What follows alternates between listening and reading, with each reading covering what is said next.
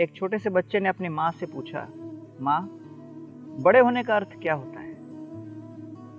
माता ने उत्तर दिया, आप बताइए, आपके मन में क्या भाव है? बच्चे ने कहा, मुझे लगता है कि अगर मूछें आ जाए और स्वतंत्र रूप से कार्य करने की शक्ति आ जाए, पैसे कमाने लग जाएं, अपना खुद का घर हो, शायद इसका अर्थ होता है कि हम बड़े हो गए।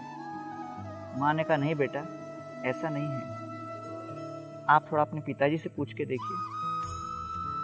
समीपवर्ती पिताजी बैठे थे। उन्होंने कहा, बेटा, बड़े होने का अर्थ है कि अलग अलग प्रकार के समस्याओं के जूझने की शक्ति, धन कमाकर हर प्रकार की परिस्थिति में जीने की शक्ति, रोटी कपड़ा और मकान व्यवस्था करने की शक्ति, चाहे कितने भी शत्रु पक्ष के लोग आ जाएं, लेकिन उनके साथ युद्ध करने की शक्ति, इसका अर्थ होता है बड़ा होना। इस बात को सुन के बच्चे के दादाजी कहने लगे, हाँ, जो मेरे पुत्र ने कहा है वो कुछ हद तक ठीक है, लेकिन वास्तव में बड़े होने का अर्थ ये नहीं होता कि हम केवल आयु से बड़े हो जाएं। इसका वास्तविक अर्थ होता है कि हम अपनी चिंतन शक्ति में और अपने दृष्टिकोण में परिपक्व हो जाएं।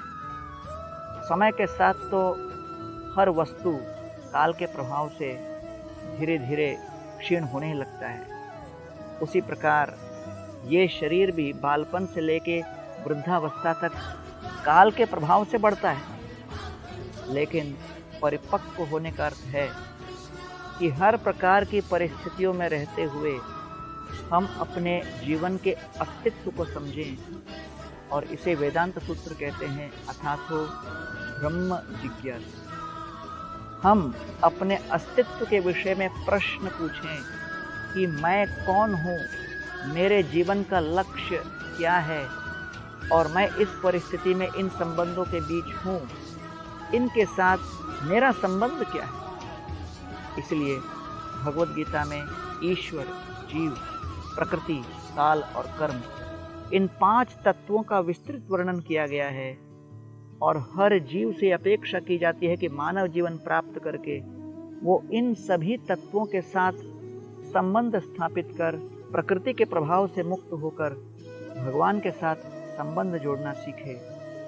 और इसलिए कहा गया है कि परिपक्व चेतना वो है जो वास्तविक रूप से हर परिस्थिति में भगवान के हस्ताक्षेप को देख सके। दादाजी कहने लगे, देखिए, एक मनुष्य भी वृद्ध होता है, लेकिन मनुष्य एक फल से अलग है, क्योंकि फल केवल समय के साथ वृद्ध नहीं, लेकिन परिपक्व होता है। उसके अंदर अपना एक मिठास आता है। उसी प्रकार जब मनुष्य अपने जीवन में हर प्रकार के अनुभव को भांपते हुए, देखते हुए उसके साथ आध्यात्मिक ज्ञान जोड़ेगा, तब उसके चेतना के भीतर मिठास उत्पन्न होगी। जैसे पके हुए आम के अंदर पकने पर मिठास आती है। और ये मिठास कैसे संभव है?